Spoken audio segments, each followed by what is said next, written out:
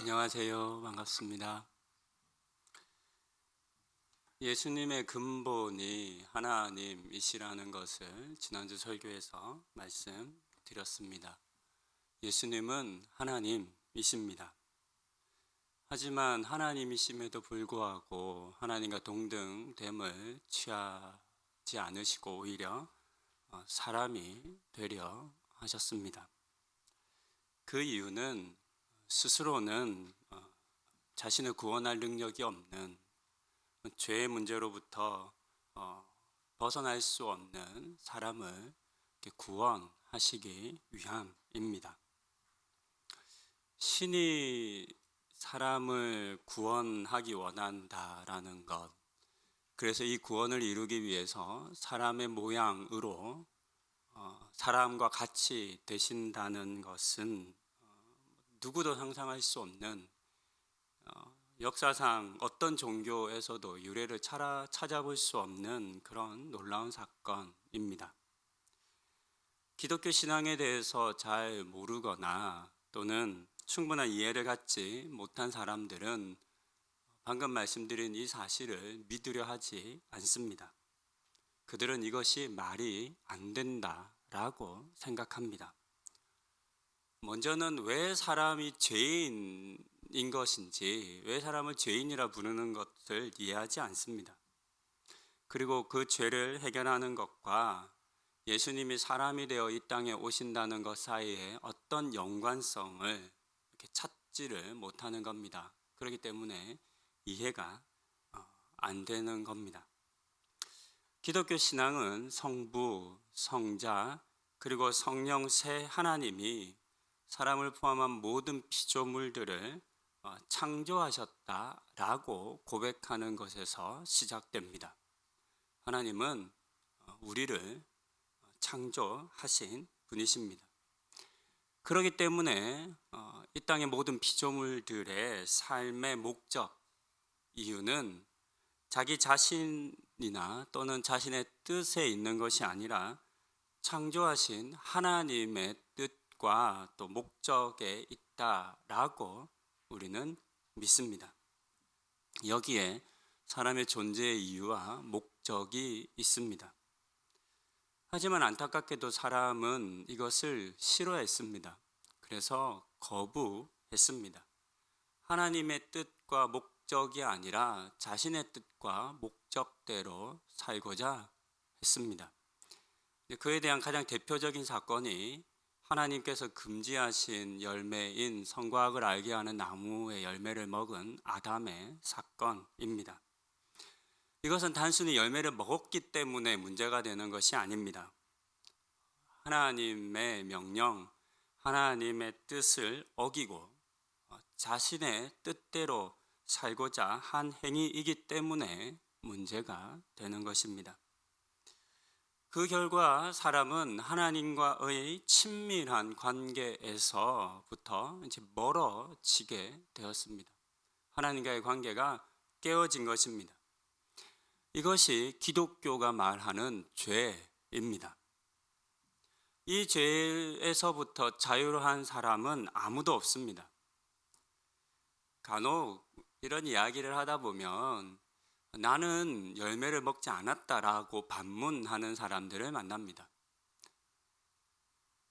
그 열매를 먹은 건 아담이지 나는 아니라고. 그런데 왜 나까지 죄가 있냐라고 말하냐라고 묻습니다. 그럴 수는 있습니다. 그러니까 우리가 직접적으로 하나님께서 금지하신 나무의 열매를 먹지는 않았습니다. 그런 점으로 보면 아담과 우리는 다르다 할 수 있습니다.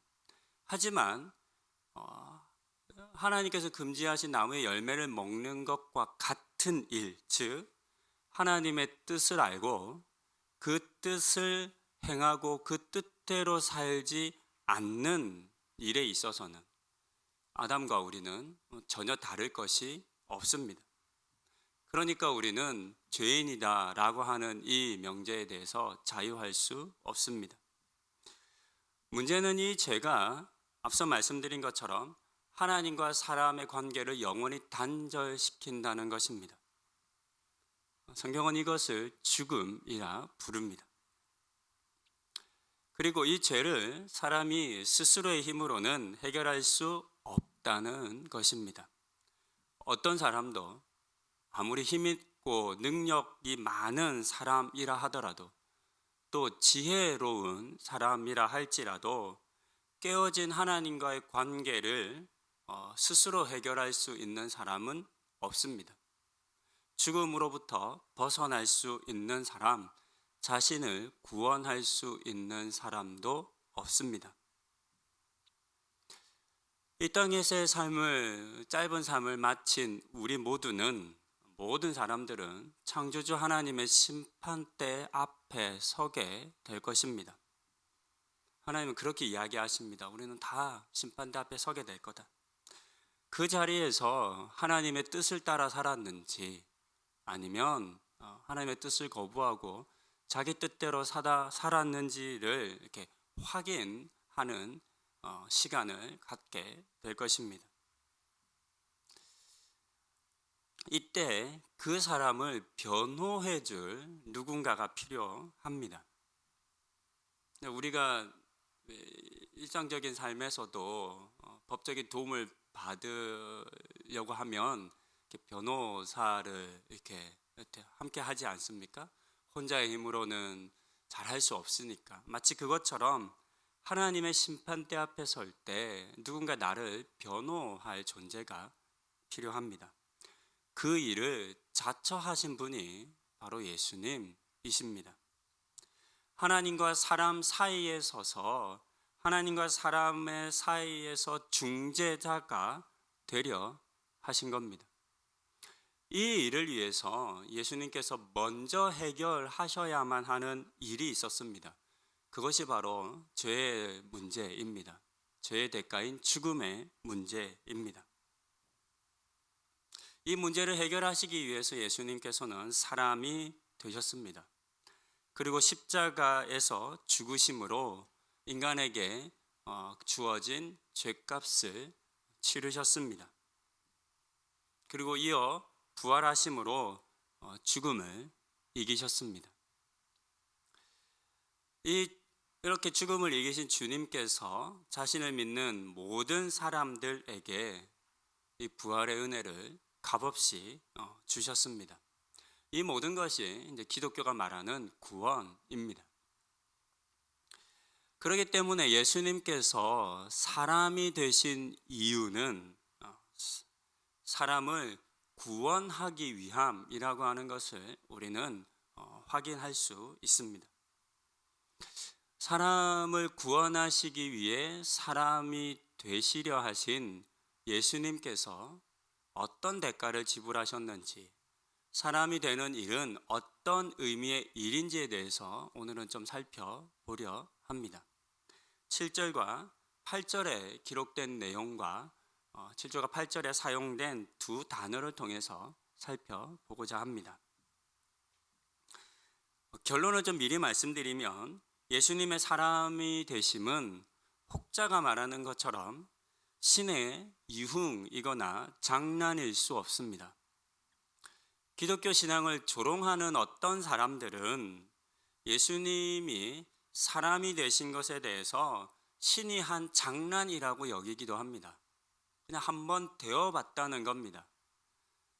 무슨 재미가 있을까 싶어서 인간이 된 것이다 라고 말하기도 합니다. 또 다른 이들은 신이 사람이 된 것은 아주 쉬운 일이라고 말합니다. 그러면서 이 사건을 굉장히 평가절하합니다. 우리도 이제 종종 그런 생각을 합니다. 신 하면 못할 것이 없는 존재, 모든 것을 할 수 있는 능력을 가진 존재라고 보통 우리는 신을 생각하기 때문에 그렇습니다. 그러니까 신이 사람이 되는 것도 아주 쉬운 일이다. 아무런 대가 지불 없이 그냥 사람 됐다가 또 언제든 다시 신이 될 수 있는 것이 신이다. 그래야 진짜 신이다. 이렇게 말을 하며 기독교가 말하는 예수님이 사람이 되어 오신 것에 대해서 이렇게 굉장히 무시합니다. 하지만 예수님께서 사람이 되신 것은 그렇게 쉬운 일이 아닙니다. 재미삼아 하실 일도 아닙니다. 이 일은 예수님에게조차도 매우 고통스럽고 어려운 일이었습니다. 우리는 이제 그와 관련된 많은 성경의 본문을 읽고 또 알게 됩니다. 그 중에서 가장 대표적인 본문이 이사야서 53장의 말씀입니다. 예수님의 순환을 이렇게 예언하여 주신 말씀으로 알려진 본문입니다. 53장을 다 읽으면 좋겠지만 그 중에서 저는 8절을 이렇게 본문으로 해서 여러분과 함께 읽었습니다. 8절에 기록된 것처럼 그는 곤욕과 신문을 당하고 끌려갔습니다. 만약에 예수님이 사람이 되신 것이 장난이라면, 재미삼아 한 일이라면 이와 같은 일은 당하실 이유가 없습니다. 하지만 이것은 피할 수 없는 일이었습니다. 사람이 받아야 할 형벌을 대신 받기 위해서는 죄로 말미암아 사람들에게 주어진 모든 수치와 고난을 예수님도 감당하셔야만 하셨기 때문입니다. 7절과 8절에는 동사가 2개 쓰여져 있습니다. 우리말 번역으로 보면 참 많이 쓰인 것 같지만 실제 이제 헬라어 원어를 보면 5장부터 8장 사이에 동사는 딱 2번 쓰여졌습니다. 그 동사가 7절에 한 번, 8절에 한 번 있습니다. 오늘 설교 제목을 통해서 보셨겠지만 그 두 동사는 비우다와 낮추다입니다. 이 단어 속에 담겨진 의미를 통해서 예수님께서 사람이 되시기 위해서 지불하신 대가가 무엇인지를 우리는 살펴볼 수 있습니다. 먼저 비우다라는 뜻의 케노시스라는 단어를 살펴봅니다. 비움이라고 할 때 이제 케노시스라는 명사로 우리가 말합니다. 이 단어는 정확하게 어떤 의미를 가진 단어인지를 해석하기가 매우 어려운 단어입니다. 그래서 여러 많은 학자들과 언어학자들, 종교학자들 사이에 일치된 그런 의미를 갖지 못하는 단어이기도 합니다. 다양한 의미로 해석되면서 그 해석에 따라서 다양한 신학이 만들어질 정도의 그런 단어입니다. 보통 일반적으로는 아무것도 없다. 우리가 이제 비우고 나면 없잖아요. 그래서 아무것도 없다. 또는 이제 비우려면 버려야 하잖아요. 그래서 버리다. 또는 포기하다 정도의 의미로 해석됩니다. 두 번째 단어인 낮추다라고 하는 이 단어는 뜻이 명확한 단어입니다. 학자들마다 이견이 없는 그냥 이 단어는 그 의미를 가진 단어입니다. 이 단어는 비하시키다, 비굴하게 만들다 라고 하는 뜻입니다. 낮아진 건데 왜 낮아졌냐? 비하시켜서 비굴하게 되어서 낮아진 것을 의미하는 그런 단어로 부정적인 표현을 쓸 때 이렇게 사용하는 단어입니다. 오랫동안 많은 학자들이 이 본문을 해석하면서 7절의 비우다와 8절의 낮추다를 각각 구분해서 해석을 해왔습니다. 그런데 앞서 말씀드린 것처럼 비우다라고 하는 단어는 해석이 좀 어려운 단어이고 낮추다라고 하는 단어는 굉장히 해석이 쉬운 부정적인 의미를 가진 단어인 것을 말씀드렸습니다. 근데 이 두 단어를 해석하면서 반대되는 방향으로 해석하는 오류를 범하곤 했습니다. 예를 들면 이렇습니다. 비우다라고 하는 이 단어를 칼뱅은 예수가 신성을 포기하신 것이 아니라 일시적으로 감추신 것이다 라고 해서 이 단어의 뜻을 감추다라고 해석을 했습니다. 일시적으로 감춘 것이기 때문에 예수님의 신적인 능력은 하나도 사라지지 않고 약화되지 않았음을 강조했습니다. 그 증거가 공생의 기간 동안 행하신 다양한 기적들이라고 또 말했습니다. 후대 많은 학자들이 이와 같은 칼뱅의 해석을 따랐습니다. 칼뱅이 이렇게 이제 해석한 것은 역사적으로 이 단어를 해석할 때 많은 오해와 억측이 있었기 때문입니다. 예수님이 신성을 다 비워버리면, 예수님의 신성이 하나도 없어지면 예수님은 하나님이 안 되시는 거 아니야? 라고 하는 그런 이제 오해 때문에 어떻게든지 이 단어는 긍정적으로 해석하려 한 겁니다. 그러다 보니까 이 단어를 해석함에 있어서는 예수님은 신이시지만 그것을 다 버리고 비우고 포기하신 게 아니라 살짝 감추셨어. 사람의 눈에 그냥 안 보일 뿐이야. 그대로 있는 것이야. 라고 해석을 한 것입니다. 그런데 우리가 좀 이런 해석을 좀 잘 생각해 보면 예수님의 이런 비우심은 아무런 대가 지불이 없는 행위가 된다는 것을 알 수 있습니다. 버린 게 아니시니까, 포기한 게 아니시니까 그냥 살짝 감추셨을 뿐이니까 어떤 대가 지불도 하지 않은 아주 손쉬운 행위, 선택이 되어버립니다. 겉으로만 하나님이신 모습이나 능력이 없어진 거지 실제로는 아무것도 잃은 것이 없는, 버린 것이 없는, 포기한 것이 없는 행위로 해석되는 겁니다. 무엇보다 이렇게 해석하면, 비우다를 이런 긍정적인 의미로 해석하면 8절에 낮추다라고 하는 의미와는 좀 반대가 되는 문제에 빠집니다. 앞서 말씀드린 것처럼 낮추다라고 하는 이 뜻은 수치를 당하고 비굴하게 되다라는 의미입니다. 이 단어는 긍정적인 의미가 전혀 없습니다. 부정적일 때 쓰는 단어입니다. 저희가 함께 보았던 이사야서 53장 8절에 곤욕이라고 하는 단어가 있는데요. 이 구약을 신약의 헬라어로 옮길 때 70인 성경 번역에서 이 곤욕이라고 하는 단어를 저희가 함께 보았던 낮추다라고 하는 단어로 번역합니다.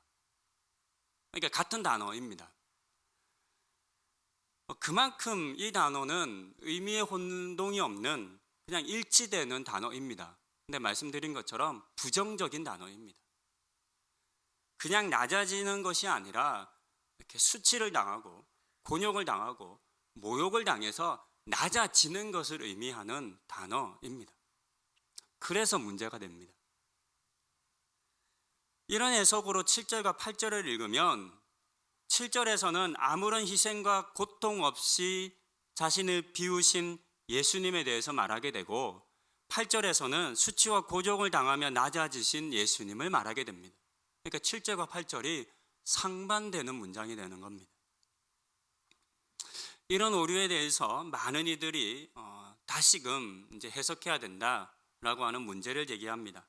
그리고 각각의 단어에 대해서 더 많은 연구를 합니다. 그 결과 비우다라고 하는 단어에 새로운 의미가 있다라고 하는 것을 이제 발견합니다. 이 비우다라고 하는 단어의 의미 또한 굴욕을 받아들이며 권리를 포기하고 또는 빼앗기다라고 하는 의미가 있음을 발견한 겁니다. 이렇게 보면 7절의 비우다와 8절의 낮추다는 결국은 똑같은 단어라는 것을 알 수 있습니다. 바울은 예수님이 사람이 되신 이 사건을 기록하면서 이 일이 얼마나 수치스럽고 또 굴욕적인 사건인지를 명확하게 보여주기 원했습니다. 그래서 같은 의미의 단어를 2번 반복해서 사용한 겁니다. 이를 통해서 예수님의 사람이 되신 것은 아무런 대가 지불이 없는 그냥 쉬운 일이라고 하는 사람들의 말에 대해서 정면으로 반박하고 있는 겁니다. 지난주 설교를 하면서 빌립보서가 빌립보에 사는 퇴역한 군인들을 대상으로 쓰여진 편지라 말씀드렸습니다. 그래서 그런 이유 때문에 군사 용어가 많이 쓰여졌다 말씀드렸습니다. 오늘 본문의 두 단어도 마찬가지입니다. 이 두 단어를 해석함에 있어서 빌립보 교회가 처한 빌립보 교회에 주로 있는 사람들에 대한 대상에 대한 연구가 이루어지면서 이 단어들 또한 전쟁에서 비움과 낮춤으로 수치와 모욕을 당한 그것을 의미하고 있다, 배경으로 하고 있다라는 것을 알게 된 겁니다. 군대가 또는 전쟁에서 수치를 당하는 사람, 모욕을 당하는 사람은 많은 사람들 보는 앞에서 공공연하게 수치와 모욕을 당합니다.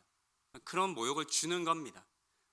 옷을 벗기고 이제 비움에 해당할 겁니다. 그리고 이렇게 무릎을 꿇리고 엎드리게 합니다. 이렇게 낮춤의 의미에 해당할 겁니다. 이런 수치를 주고 모욕을 통해서 견딜 수 없게 만듭니다. 마치 이런 모습처럼 예수님께서는 말로 다 표현할 수 없는 수치와 모욕 그리고 고통의 대가를 지불하시고 사람이 되신 것입니다. 우리는 이 두 단어를 통해서 예수님께서 사람이 되신 것 속에 담겨져 있는 대가 지불에 대해서 짧게 살펴보았습니다. 우리는 자주 예수님의 비우심과 낮추심에 대해서 말하지만 사실 이 두 단어는 결코 쉽게 쓸 수 없는 단어라는 것을 알 수 있습니다. 예수님께서 행하신 비움과 낮아짐은 한번 재미삼아 해보신 것이 아니었습니다. 하다가 힘들면 포기하는 것, 그런 일도 아니었습니다. 더불어 가진 것을 조금 내어주는 것이 예수님의 비움이 아니었습니다. 다른 사람보다 조금 낮은 마음을 가지거나 어떤 겸손을 행하는 것이 예수님의 낮아지심도 아니었습니다. 예수님은 마치 포로가 되시는 것처럼 완전히 철저하게 그러면서 곤욕과 수치를 당하고 끌려다니실 정도로 자신을 비우셨고 자신을 낮추셨습니다. 이것이 오늘의 본문 7절과 8절이 우리에게 알려주는 예수님의 비우심과 낮추심입니다. 우리는 여기까지 보고 오늘의 본문의 설교를 마칠 수는 없습니다. 왜냐하면 그렇게 예수님이 고통스럽게 오셨나 보다 라고 하는 것이 오늘 본문이 전하는 핵심이 아니기 때문입니다. 그렇다면 무엇이 예수님으로 하여금 이처럼 행하게 하신 걸까요? 왜 이런 비움과 낮춤을 기꺼이 감당하신 것일까요? 예수님이 하나님이시기 때문에 당하지 않으셔도 될 수치와 고통이지 않습니까? 그럼에도 불구하고 이런 수치와 고통을 당하시면서까지 사람이 되어 우리에게 오신 이유는 무엇일까요? 그것은 설교의 앞부분에서 말씀드린 것처럼 사람을 구원하시기 위함이었습니다. 이 목적이 예수님에게 더 중요했습니다. 자신을 돌아보는 것, 자신을 돌보는 것, 수치와 모욕을 당하지 않는 것보다 죄로 말미암아 죽어가는 사람들을 구원하는 것이 더 예수님에게 중요했던 것입니다. 예수님의 이 목적이 사람을 구원하시겠다라고 하는 이 목적이 그를 이 모든 것을 기꺼이 선택하고 감당하게 한 이유입니다. 목적이 이끄는 삶이라고 하는 책이 있습니다. 아마 여러분들 중에도 꽤 오래전에 사신 분들이 있으실 겁니다. 사기는 하고 잘 끝까지 보지는 않는 책이기도 한데요. 전 세계적인 베스트셀러입니다. 책의 내용은 뒤로 하고 제목이 너무 좋아서 이렇게 많이 팔린 거 아닐까 싶을 정도로 책의 제목이 너무 좋습니다. 물론 책의 내용도 좋습니다.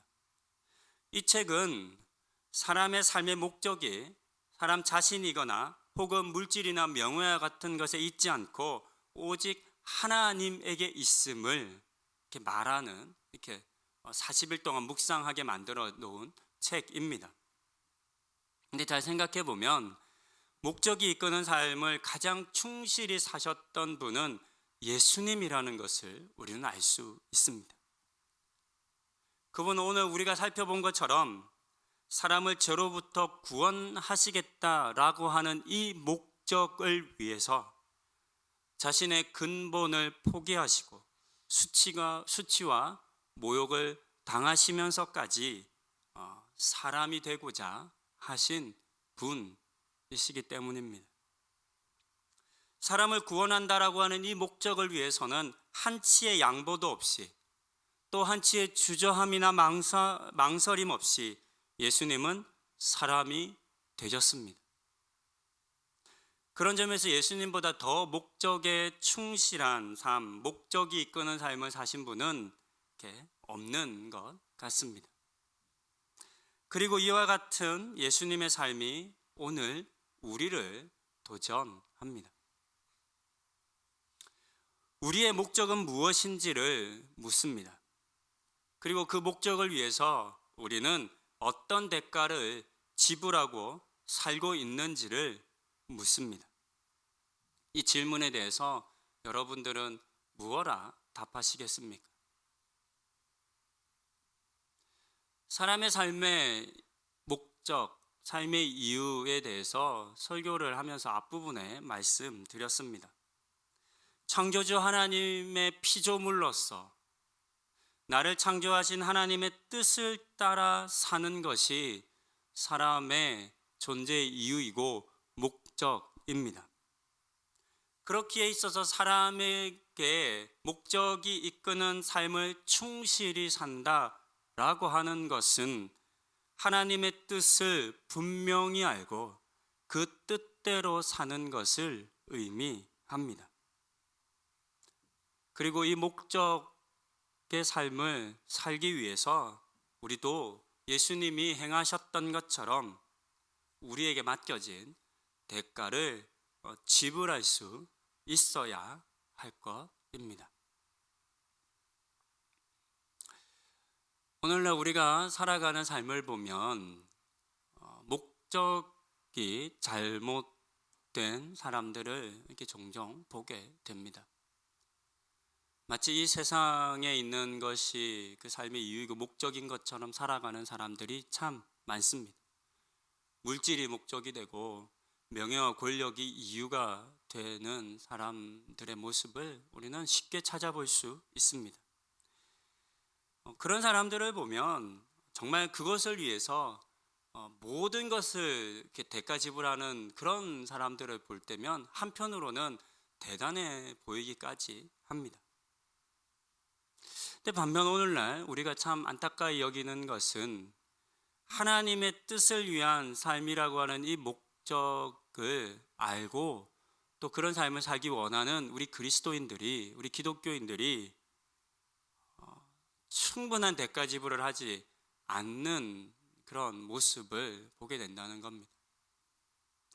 예수님이 길이요 진리요 생명이신 것을 알고 그 예수님을 따라 쫓아 살아가는 삶이 우리를 구원케 한다라고 하는 사실을 알고 있음에도 불구하고 우리의 매일매일의 삶, 순간순간의 삶을 보면 예수님과 같이 비우고 낮추지 않는 것을 봅니다.